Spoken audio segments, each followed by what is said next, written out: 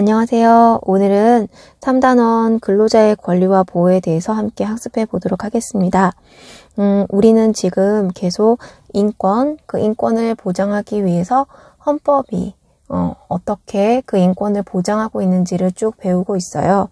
그 중에서 오늘 3단원 근로자의 권리와 보호는 헌법 속에 제32조, 그 다음에 제33조에 해당하는 내용들인데 선생님이 지난 시간에 살짝 언급을 했어요. 이 조항은 사회권의 영역에 해당한다라고 말씀을 드렸어요. 자, 사회권은 어떤 권리였는지 여러분 한번 기억을 떠올려 볼까요? 사회권은 사회, 경제적, 약자를 보호하기 위한 성격을 가지고 있다라고 말씀을 드렸어요. 왜요? 사회 경제적 약자들은 훨씬 더 인권 침해에 노출될 가능성이 높기 때문이죠.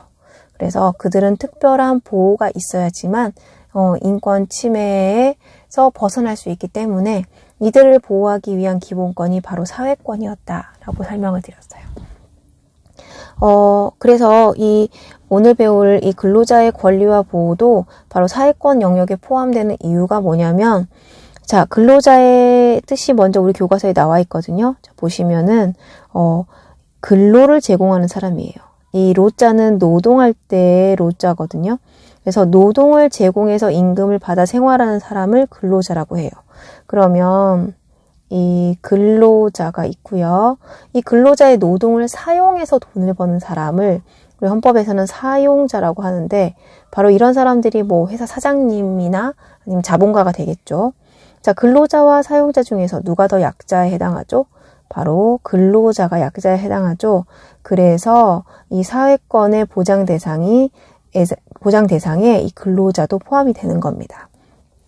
자, 그렇다면 우리 헌법 속에서 이 근로자를 어떻게 보장하고 있는지를 한번 공부해 보도록 합시다. 주제가 바로 이거예요. 헌법으로 근로자의 권리를 보호하다. 자, 그러면 첫 번째 우리가 헌법에서 공부를 좀 하면 훨씬 더 바로 이해가 될 것 같아요. 자, 32조. 첫 번째, 모든 국민은 근로의 권리를 가진다라고 되어 있어요. 자, 요거 중요한 내용이에요. 자, 근로의 권리를 가진다. 일할 권리를 우리가 꼭 가져야 되나요? 일은 하고 싶으면 그냥 하는 거 아닌가? 왜 이런 조항을 만들어 놨을까? 그것을 이해하기 위해서는 우리가 사회권의 성격을 좀 더 자세히 파악할 필요가 있어요. 자, 사회권은 어떤 성격을 가지고 있냐면, 자, 선생님 여기다 써볼게요. 이 사회권은 교과서에서 나와요. 적극적 권리의 성격을 가진다라고 되어 있거든요. 무슨 얘기냐면 국가가 적극적으로 나서서 뭔가 일을 해야지만 비로소 보장이 되는 권리예요. 예를 들자면 31조에 모든 국민은 균등하게 교육받을 권리를 가진다라고 했을 때도 정부가 교육 정책을 만들고 모든 사람을 의무교육을 시켜주는 그런 노력을 해야지만 이 권리가 보장이 되죠. 그리고 35조에 쾌적한 환경에서 생활할 권리를 가진다. 이것도 정부가 쾌적한 환경에서 생활할 수 있도록 일을 해야 보장이 되는 권리예요.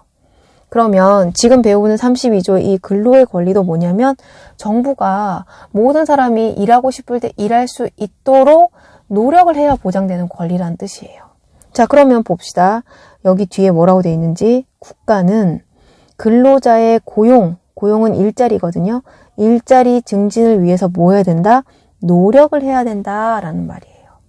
자, 그래서 근로의 권리는 무슨 얘기냐? 정리를 해보자면 모든 사람이 일자리를 확보해서 생활할 수 있도록 첫 번째 정부가 노력을 해야 된다.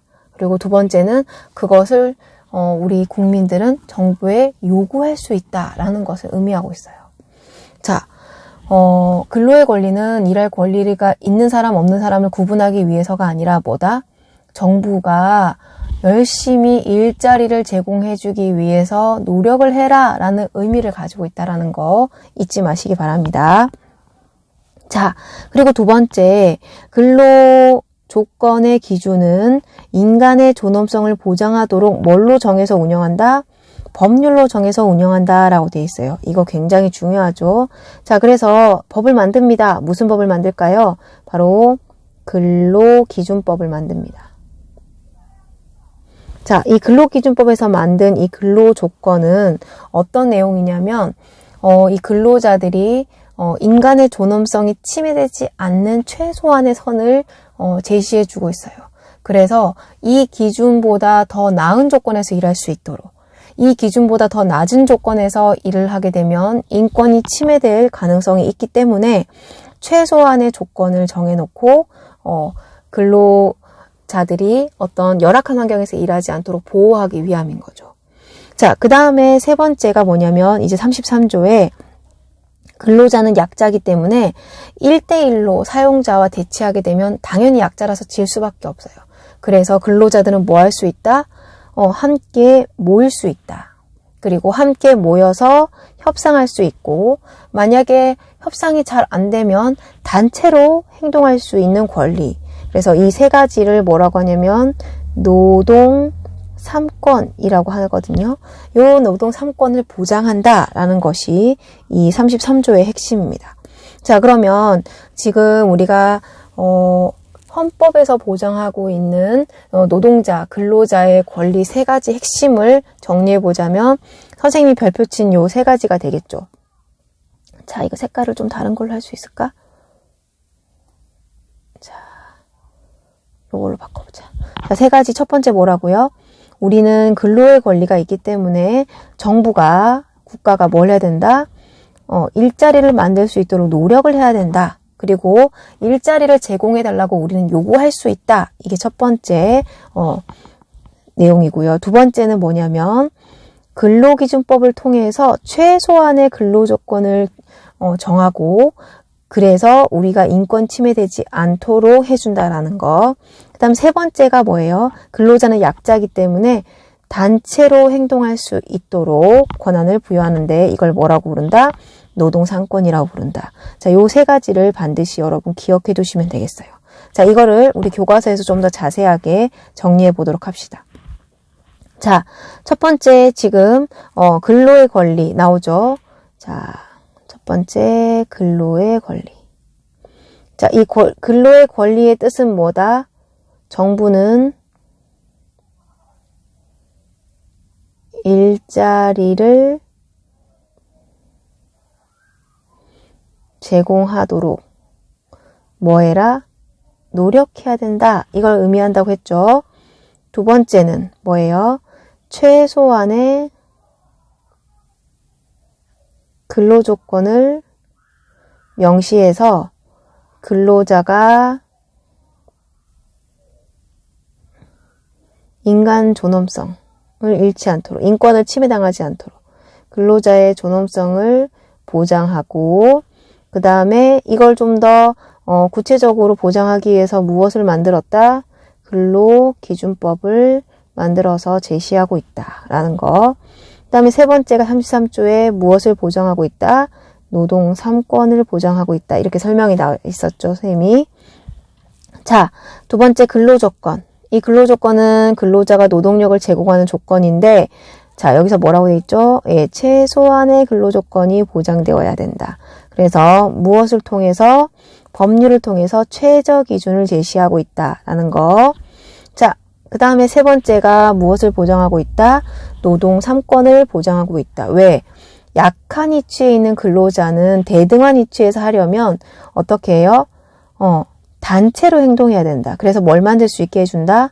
노동조합을 만들 수 있게 해준다. 이 노동조합의 줄임말이 바로 노조인데 여러분 노조라는 말 어디서 들어보셨죠? 네, 노조를 만들어서 할 수 있고 그 노조를 통해서 협상할 수 있도록 단체 교섭권을 주고요. 근데 협의가 원만하게 이루어지지 않을 때 사용자는 극단적으로 뭐 할 수 있냐면 근로자를 해고할 수 있는 권한이 있어요. 그런데 근로자들은 사용자에게 압박을 할 수 있는 카드가 없죠. 그래서 압박을 할 수 있는 카드가 바로 단체 행동권이에요. 우리는 뭐 할 수 있다? 파업. 일을 안 할 수 있다.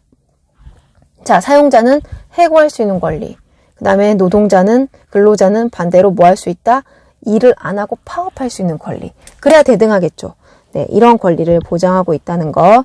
그래서 노동3권 3가지, 단결권, 단체 교섭권, 단체 행동권 매우 중요하니까 여러분 꼭 3가지 기억해 두시기 바랍니다. 자, 이렇게 헌법 속에서 선생님이랑 근로자에게 보장된 3가지의 중요한 권리를 살펴보았는데요. 지금부터는 구체적으로 아까 말했던 그 근로기준법에서 제시한 최소한의 근로기준이 무엇인지를 자세히 좀 살펴보도록 하겠습니다. 자, 근로기준법 제3조. 자, 지금부터는 선생님이 설명하는 내용들은 잘 기억하고 계셔야 됩니다. 3조에 보면 근로조건은 어떤 기준이다?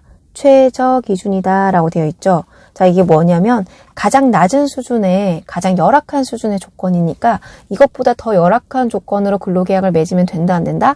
안 된다.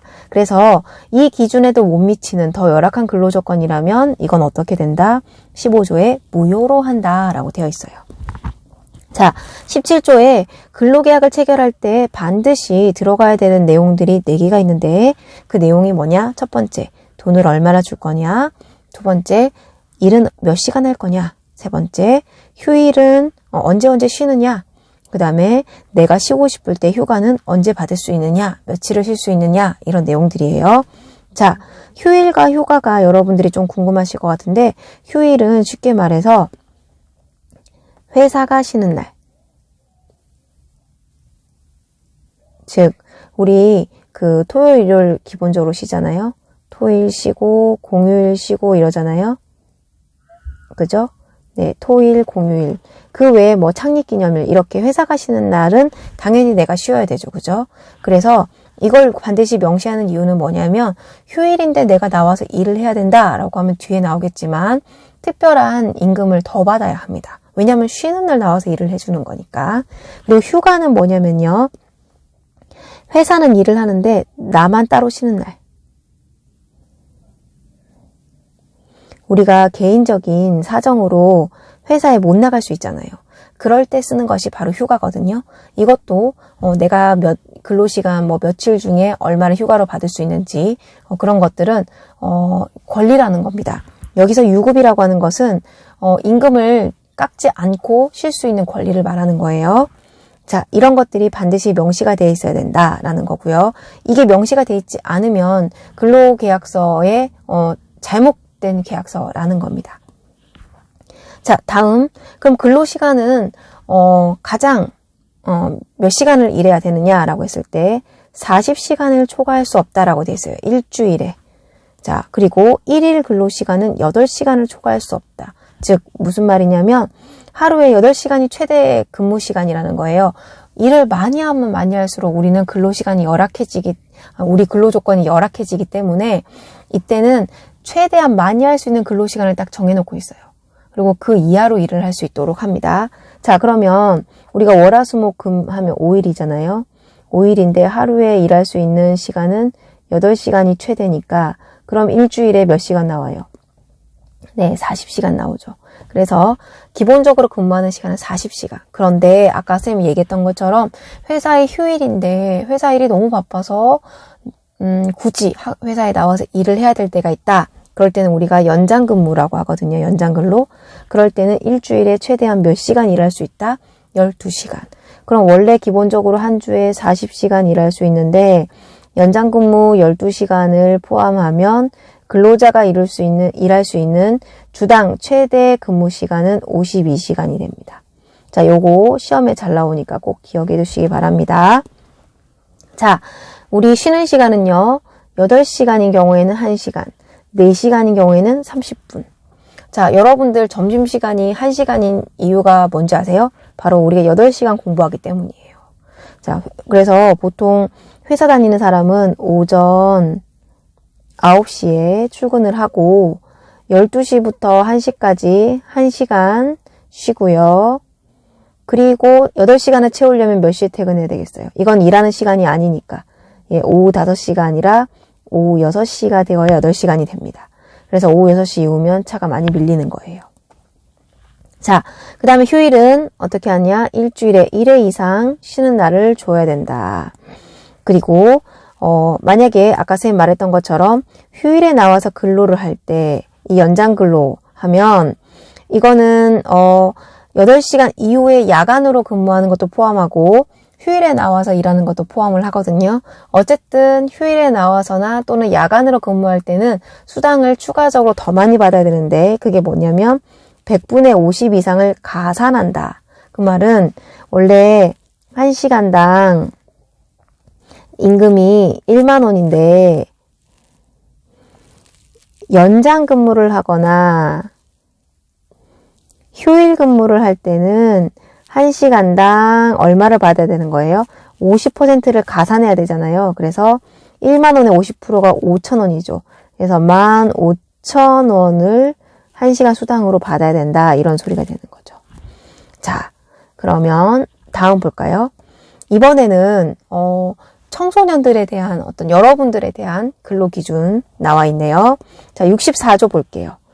보통 15세 미만인 사람 그리고 중학교에 재학 중인 18세 미만인 사람을 포함한다는 이런 사람들은 근로자가 되지 못한대요. 즉 여러분은 지금 중학교에 재학 중이니까 엄격하게 말하면 일을 하면 된다 안 된다? 안 된다. 그런데 이런 경우는 일할 수 있다. 뭘 발급받으면? 취직 인허증을 받으면. 이 취직 인허증은 부모님 도장, 학교 교장 선생님 도장, 회사의 어떤 사장님 도장을 받아서 고용노동부 장관이 허락한 문서를 말하거든요. 이런 사람은 특별히 일을 할 수가 있습니다. 그래서 여러분들이 편의점에서 아르바이트를 하고 싶다. 그럼 뭐가 필요하다? 네, 취직 인허증 필요합니다. 그 다음에 임산부들은 선생님 사회적 약자죠. 그래서 이런 사람들, 그 다음에 18세 미만의 여러분 미성년자들은 유해한 사업 또는 위험한 사업에는 일을 할 수가 없습니다. 자, 그 다음에 근로계약을 할 때 보통 여러분들은 미성년자이기 때문에 보호자의 동의를 받아서 근로계약서를 작성하긴 하지만 여러분이 가지 않은 상태에서 친권자나 후견인, 즉 부모님이나 여러분을 대신할 만한 사람이 여러분의 의사도 묻지 않은 채 근로계약을 대리할 수는 없다. 무슨 얘기냐면 여러분 중에서 그런 사람은 없겠지만 혹시 어떤 부모가 내 자식 일 시켜주십시오. 이렇게 하면서 몰래 계약서를 체결하고 넌 가서 공부하지 말고 일해. 이렇게 하면 안 되잖아요. 그래서 본인이 원해서 일을 해야 되기 때문에 부모님이라 하더라도 가서 나 대신 근로계약서를 체결할 수는 없습니다. 그 다음에 청소년들은 근로시간이 좀 달라요. 우리 아까 성인은 1일에 몇 시간?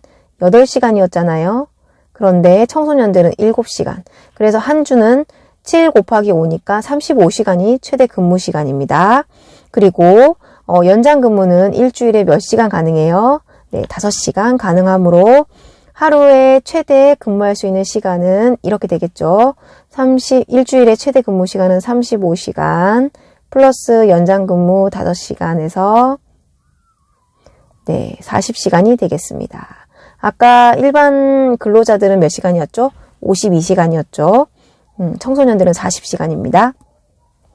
자, 보통 청소년들이나 여성이나 청소년들은 오후 10시부터 오전 6시까지는 일을 시키면 안 되고요. 근로자의 동의, 즉 여러분들이 동의했을 경우, 추가로 돈을 좀 더 벌고 싶어서 동의했을 경우에만 일이 가능합니다. 자, 이렇게 나와 있죠. 오후 10시부터 오전 6시까지 근로를 하지 못한다. 하지만 동의가 있으면 가능하다라는 거죠. 이때 야간 근무라든지 연장 근무를 하기 때문에 수당은 아까 성인들이 말했던 것처럼 몇 프로 가산해서 50% 가산해서 받아야 합니다. 자, 그러면 우리 근로시간이라든지 일하는 어떤 최소의 기준들을 쭉 살펴봤는데 가장 중요한 건 뭐냐면 얼마 받을 거냐는 거죠. 이 사용자들은 최대한 돈을 적게 주고 근로자들이 일을 많이 시키려고 해요. 그러면 이 근로자의 생활이 되게 열악해질 수 있기 때문에 최소한 이 정도 이상은 받고 일할 수 있도록 최저임금을 정해놓고 있습니다. 이거는 근로기준법이 아니라 최저임금법에서 따로 어떤 정하고 있거든요. 자, 어떻게 정하느냐? 먼저 최저임금위원회라는 것을 만들고 거기에서 심의를 거친 다음에 누가 정한다? 고용노동부 장관이 정합니다. 그래서 매년 바뀔 수 있고 또는 뭐 몇 년에 한 번씩 바뀔 수도 있고 이렇게 바뀔 수 있습니다. 이 최저임금액은 어떻게 정하냐면 자, 시간급으로 표시해야 한다. 즉 시간당 얼마인지를 표시한다는 거죠. 2021년 현재 최저임금은 얼마예요? 네, 8,590원이죠. 그죠? 8,590원입니다.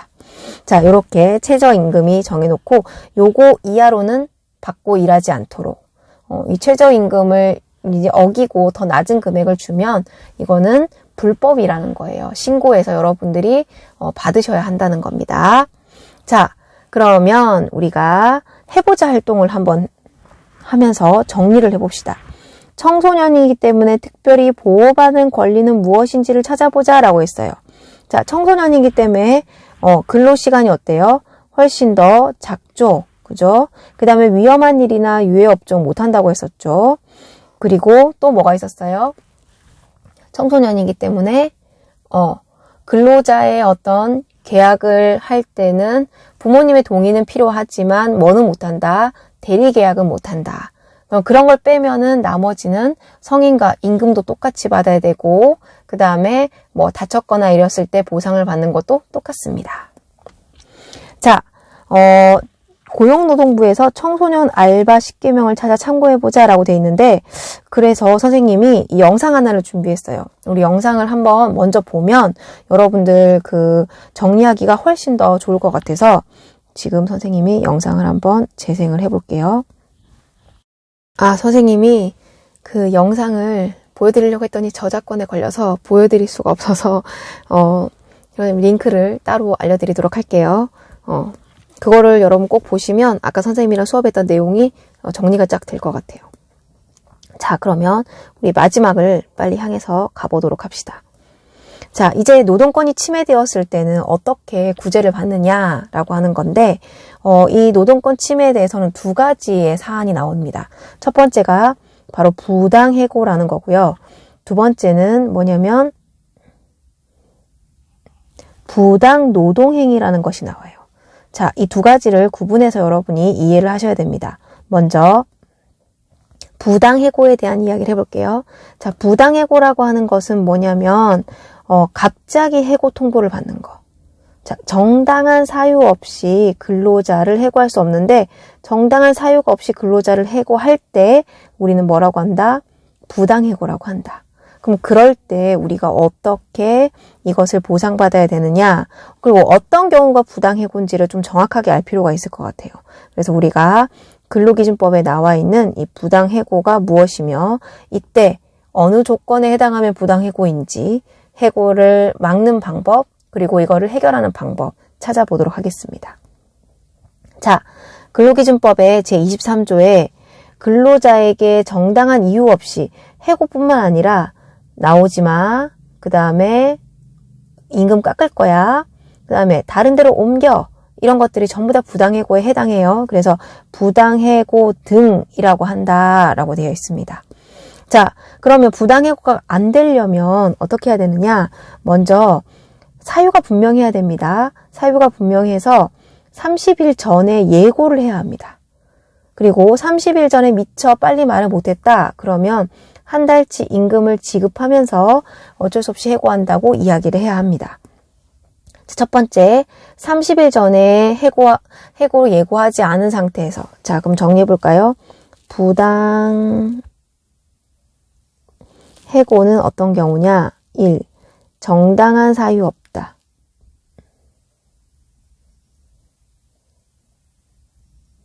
두 번째, 30일 전에 예고 안 할 때 또는 31분 임금 지급 안 할 때, 안 하고 해고할 때. 그리고 세 번째가 뭐냐면 부당해고하지 않은 상태에서 해고하려면 해고 사유랑 시기를 뭐로 통지해야 된다? 네, 해고 통지서를 만들어서 보내야 된대요. 자, 해고 통지서가 필요하다. 즉 문서로 만들어서 이렇게 증명할 수 있는 자료로 만들어서 보내야 되지 뭐 전화로 하거나 문자로 하면 안 된다. 그럼 부당해고에 해당하는 거 해고 통지서 없이 문자, 전화로 하게 되면 부당해고다. 자, 이런 사유로 인해서 부당해고를 받았다. 그러면 어떻게 우리는 해결해야 되느냐? 자, 노동위원회에 구제를 신청할 수 있습니다. 어디요? 네, 노동위원회에 구제를 신청하면 됩니다. 자, 그런데 뒤로 넘어가서 노동위원회에서 부당해고가 성립한다라고 판단하면 구제 명령을 할 수 있도록 명령을 내립니다. 그런데 회사에서 이 노동위원회의 구제 명령을 받아들이지 않고 계속 복직을 안 시켜줘. 그럴 때는 어떻게 해야 되느냐? 자, 이럴 때는 일단 중앙노동위원회에 가서 재심을 요청합니다. 그러다가 그것도 안 되면 어디 한다? 네, 소를 제기한다. 즉 재판을 걸 수 있다라는 거죠. 그 회사를 상대로 재판을 통해서 행정소송을 통해서 우리가 부당행위에 대한 억울함을 구제받을 수가 있습니다. 자, 교과서로 정리를 한번 해볼까요? 자, 교과서에 일단 30일 전에 해고 계획을 알려야 되고 문서를 통해서 해고 사유와 시기를 알려줘야 되고 합리적이고 공정한 기준을 제시해야 되는데 요 세 가지 하나, 둘, 세 가지 조건을 갖추지 않았을 때는 부당해고가 된다. 그래서 부당해고가 발생하면 어디에 신청을 한다? 노동위원회에 구제를 신청하거나 이것도 받아들여지지 않으면 어디 가서 재판을 할 수 있다? 네, 법원에서 재판을 통해서 해결할 수가 있다라는 겁니다. 자, 그러면 이게 부당해고에 대한 어떤 내용이었고요. 두 번째는 부당노동행위예요. 자, 부당노동행위는 무엇을 침해했을 때는 말하냐면 우리가 헌법 제 33조에 뭐가 나왔냐면 노동 3권이 있었어요. 자, 이 노동 3권이 뭐였죠? 단결권, 즉 뭘 만들 수 있다? 노동조합을 만들 수 있다. 두 번째, 단체 교섭권. 자, 노동조합의 이름으로 협상을 할 수 있다. 세 번째는 단체 행동권. 자, 협상이 안 되면 노동조합이 함께 모여서 파업할 수 있다. 이 세 가지가 노동 3권인데 요 세 가지를 회사에서 교묘하게 방해한다. 이럴 때 무슨 행동? 자, 이 노동 3권을 침해한다.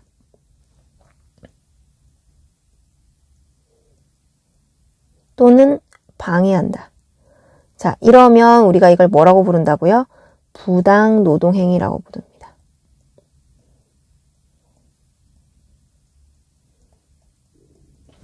자, 여기 보이죠? 노동조합의 조직 가입 활동하는 이유로 불이익을 주거나, 그 다음 노동조합과 단체 교섭을 거부하거나, 즉 정당한 노조활동을 방해하는 것을 뭐라고 한다?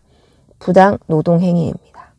자, 노조활동을 하는 것은 노동 3권에 근거하는 거기 때문에 이 노동 3권을 침해하는 것 또는 노조활동을 방해하는 것 전부 다 부당노동행위라고 할 수 있고요. 이럴 때는 똑같이 어디에 신청한다? 노동위원회에 구제 신청을 하거나 법원의 도움을 받아서 이 노동 3권을 보장받을 수가 있습니다. 자, 이렇게 좀 여러분들 어려웠죠? 헌법이랑 막 법률 조항을 섞어서 우리가 막 근로조건, 근로기준 막 이런 거 체크하느라고 바빴을 텐데 여러분들 정리를 해보자면 헌법 32조에 선생님이 말했던 세 가지 근로자의 권리가 있었고요.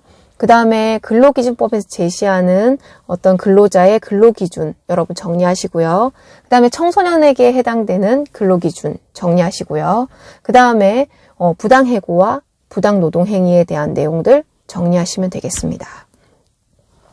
자, 그럼 마지막 오늘 해보자 활동 제시된 노동권 침해 사례를 해결해보자 라고 돼 있어요. 자, 가해 결혼한다고 했더니 회사를 그만두세요 라고 돼 있네요. 자, 이거 뭐죠? 정당한 사유가 없이 해고하는 거니까 가를 뭐라고 합니까? 부당해고라고 합니다.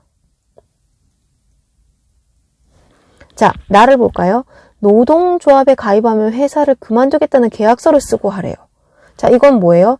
노동조합 활동을 방해하는 거니까 노동 상권을 침해하는 행위지. 그런 행위를 뭐라고 했어요? 부당 노동 행위라고 했어요. 자, 하나는 부당해고고 하나는 부당 노동 행위예요. 가와 나에서 침해된 노동권은 어떻게 구제받을 수 있습니까? 첫 번째는 노동위원회. 네, 가서 자신의 억울함을 알릴 수 있어서 해결받을 수 있죠. 두 번째는 어떻게 해요? 그게 안 되면 법원에다가 소송을 통해서 해결할 수 있다. 두 가지 방법으로 해결할 수 있습니다. 자, 요 정도만 여러분이 정리를 잘 하시면은 걱정 없을 것 같아요. 오늘 조금 어려웠지만 여러분들이 개별적으로 정리를 잘 해놓으시면 오히려 어렵지 않고 여러분의 일상에 더 큰 도움이 될 만한 내용들이니까 알아두시면 되겠습니다. 자, 오늘 여기까지 할게요. 수고하셨습니다.